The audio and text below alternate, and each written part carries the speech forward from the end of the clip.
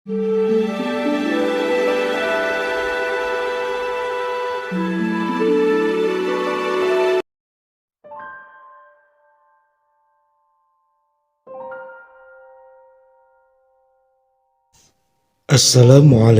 warahmatullahi wabarakatuh.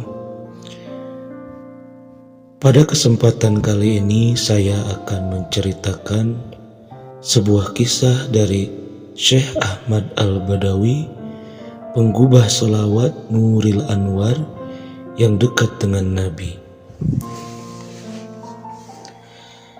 Ahmad Al-Badawi merupakan salah satu kekasih Allah Subhanahu wa Ta'ala yang berkali-kali dianugerahi kesempatan bertemu Nabi dalam mimpi. Ulama besar yang lahir pada 596 Hijriah ini nyaris tak terhitung berapa kali berjumpa dengan Nabi. Maklum, Ahmad Al-Badawi ialah orang yang gigih mengikuti jejak Rasulullah Shallallahu Alaihi Wasallam dengan jalan juhud. Ahmad Al-Badawi sadar bahwa nasabnya yang masih bersambung dengan Nabi bukanlah jaminan untuk mencapai posisi yang tinggi di hadapan Allah Subhanahu wa Ta'ala. Karena itu Ahmad Al-Badawi yang sudah hafal Al-Quran pada usia dini berkelana menjalani hari-harinya untuk menimba ilmu dari orang-orang istimewa.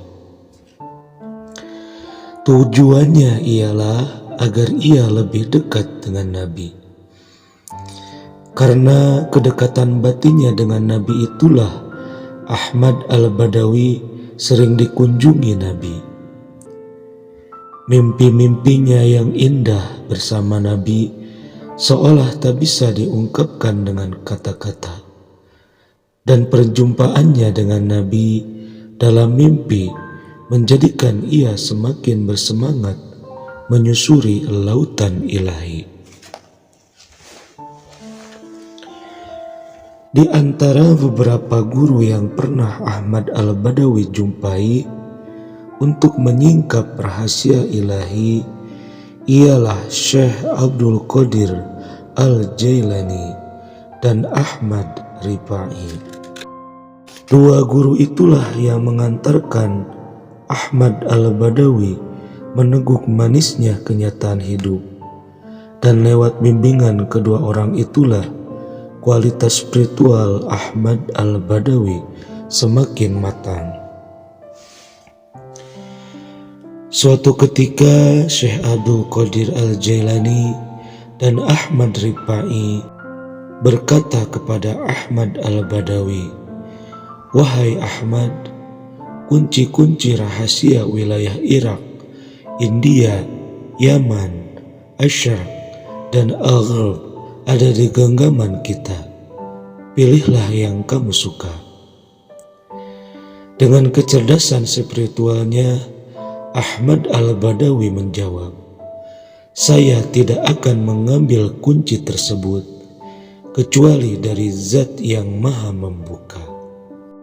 Semasa hidupnya, Ahmad Al-Badawi dikenal sebagai pekerja keras dalam menuntut ilmu. Banyak ilmu agama yang telah ia kuasai, diantaranya ilmu fiqih, mazhab Syafi'i. Dan pada masa setelah pengembaraannya mencari ilmu, Ahmad Al-Badawi menjalani sisa hidupnya dengan berkholwat, menghindari hal-hal duniawi. Ahmad Al-Badawi juga dikenal sebagai penggagas Tarekat Ahmadiyah atau disebut juga Badawiyah. Dan tarekat tersebut telah terpecah menjadi beberapa cabang, seperti Tarekat Ambabiyah, Bandariyah, Bailmiyah, Halabiyah, Hamidiyah, Al-Kannasiyah, Salamiyah, As-Sinawiyah, As-Sutiyah, dan Tarekat Al-Jahidiyah. Dalam beberapa kitab terdapat teks sholawat yang dinisbatkan kepada Ahmad Al-Badawi. Setidaknya ada 2 sholawat hasil gubahan Ahmad Al-Badawi yang sampai kepada kita.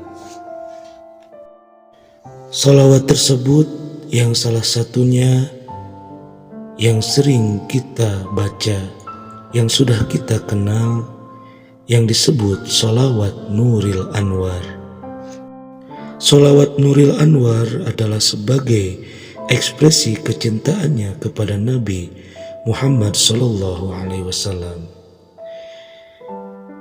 yang artinya sholawat tersebut adalah, Ya Allah, bersolawatlah untuk cahaya segala cahaya, rahasia segala rahasia, pembasmi keburukan, kunci bagi pintu kemudahan, junjungan kami Muhammad yang terpilih, juga untuk keluarganya yang disucikan dan sahabat-sahabatnya yang dipenuhi kebaikan, sebanyak nikmat dan karunia Allah dalam bilangan. 2 sholawat itulah yang diamalkan Ahmad Al-Badawi, dan melalui 2 sholawat tersebut ia sering berjumpa dengan Nabi Muhammad SAW, baik lewat mimpi maupun secara langsung.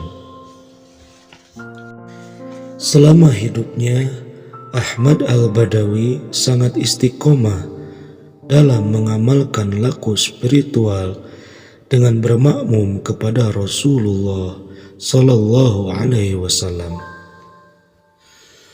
Solawat-solawat yang dibacanya begitu rutin hingga mendarah daging dalam dirinya. Keistiqomahan itulah salah satu penyebab ia sering dikunjungi oleh Nabi Muhammad SAW dalam mimpinya. Oleh karena itu, apabila kita sanggup mengamalkan solawat secara konsisten, maka Allah Subhanahu wa Ta'ala akan menganugerahkan kita mimpi bertemu dengan Nabi sebagaimana Ahmad Al-Badawi. Allah Subhanahu wa Ta'ala juga akan memberikan cahaya dan berkah dalam hidup kita.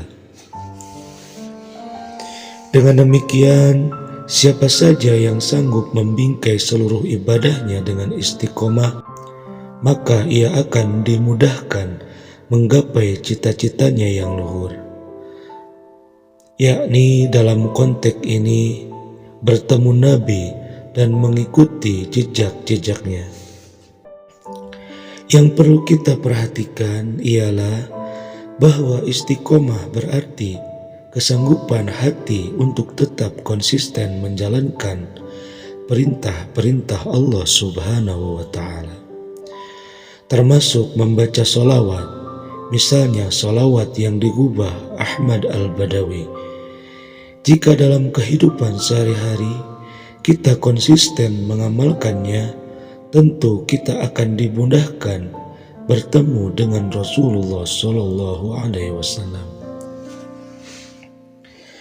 Selain itu, ketaatan seorang hamba salah satunya diukur dari keistiqomahannya.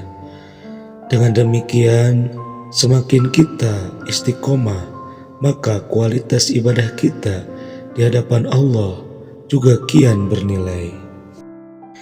Rasulullah SAW pernah bersabda, tidak akan bisa lurus atau istiqomah imannya seorang hamba sampai hatinya lurus, dan tidak akan bisa lurus hatinya seorang hamba sampai lisannya lurus. Hadis riwayat Ahmad. Itulah yang menjadi salah satu pijakan sekaligus motivasi bagi Ahmad Al-Badawi, sehingga ia pun senantiasa memuji dan meneladani Nabi. Sholawat yang disusun oleh Ahmad Al-Badawi disebut juga sebagai sholawat Nuril Anwar. Banyak ahli tarekat yang mengamalkan sholawat tersebut agar berjumpa dengan Nabi, sekaligus memperoleh kemudahan dalam menghadapi berbagai kesulitan. Kedalaman makna dari sholawat tersebut menunjukkan kecintaan Ahmad Al-Badawi yang sangat kuat kepada Rasulullah Shallallahu Alaihi Wasallam. Dan bagi Ahmad Al-Badawi, memuji Rasulullah berarti membuka pintu ilahi, sebab melalui perantara Nabi, manusia bisa menyusuri jalan keilahian sampai kepada Allah Subhanahu wa Ta'ala. Ahmad Al-Badawi tidak pernah mengisi waktunya selain mengikuti jejak Rasulullah dengan memuji Allah Subhanahu wa Ta'ala dengan ibadah. Ahmad Al-Badawi tidak pernah menikah sampai ajal menjemputnya pada 675 Hijriah.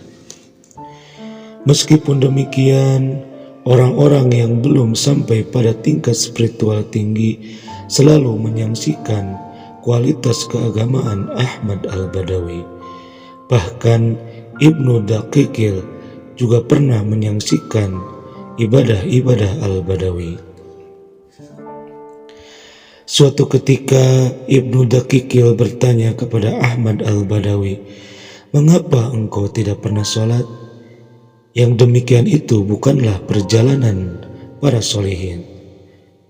"Diam kamu, kalau tidak diam, aku hamburkan tepungmu," jawab Ahmad Al-Badawi. Ibnu Daqiqil kemudian ditendang oleh Ahmad Al-Badawi hingga berada di suatu pulau yang luas dalam kondisi tidak sadarkan diri. Setelah sadar, Ibnu Daqiqil hanya termangu. Ia merasa asing dengan pulau tersebut. Dalam kebingungannya, datanglah seorang lelaki menghampiri Ibnu Daqiqil dan memberi nasihat supaya tidak mengganggu Ahmad Al-Badawi. Kemudian laki-laki tersebut menyuruh Ibnu Daqiqil agar berjalan menuju suatu kubah. "Berjalanlah ke kubah yang terlihat itu. Nanti jika engkau sudah tiba di sana, berhentilah di depan pintu hingga menunggu waktu sholat asar, dan ikutlah sholat berjamaah di belakang sang imam. Sebab Ahmad Al-Badawi akan ikut sholat di sana. Setelah bertemu dengannya, ucapkanlah salam, peganglah lengan bajunya, dan mohonlah ampun atas ucapanmu tadi." Demikian laki-laki tersebut memberi saran Ibnu Daqiqil. Ibnu Daqiqil menuruti kata-kata laki-laki tersebut yang merupakan Nabi Khidir alaihissalam. Setelah semua nasihatnya dilaksanakan, betapa terkejutnya ia karena yang menjadi imam sholat waktu itu ialah Ahmad Al-Badawi. Setelah selesai sholat, ia langsung menghampiri, menciumi tangan, dan menarik lengan Al-Badawi sambil berkata sebagaimana saran Nabi Khidir alaihissalam. Dan berkatalah Ahmad Badawi sambil menendang Ibnu Daqiqil, "Pergilah sana, murid-muridmu sudah menantimu, dan jangan kau ulangi lagi." Seketika itu juga Ibnu Daqiqil sudah sampai di rumahnya, dan murid-muridnya pun telah menunggu kedatangannya. Itulah rahasia orang yang dekat dengan Allah Subhanahu wa Ta'ala dan Rasul-Nya, yang beribadah sepanjang waktu tanpa kenal jemu, yang selalu menyenandungkan bait-bait sholawat dengan berkholwat. Dan tuduhan keliru padanya hanyalah gumam-gumam orang yang tidak memiliki pengetahuan mumpuni di bidang keilahian. Meskipun begitu, Ahmad Al-Badawi tidak terlalu merisaukan penilaian orang lain. Baginya cukup Allah Subhanahu wa Ta'ala yang tahu. Karena itu, Ahmad Al-Badawi memilih berkholwat sebagai media melatih diri agar dapat merasakan pencapaian yang dirasakan oleh Nabi, yaitu berjumpa dan dekat dengan Allah Subhanahu wa Ta'ala. Demikianlah kisah dari Syekh Ahmad Al-Badawi. Semoga bisa bermanfaat bagi kita semua. Akhirul kalam. Assalamualaikum warahmatullahi wabarakatuh.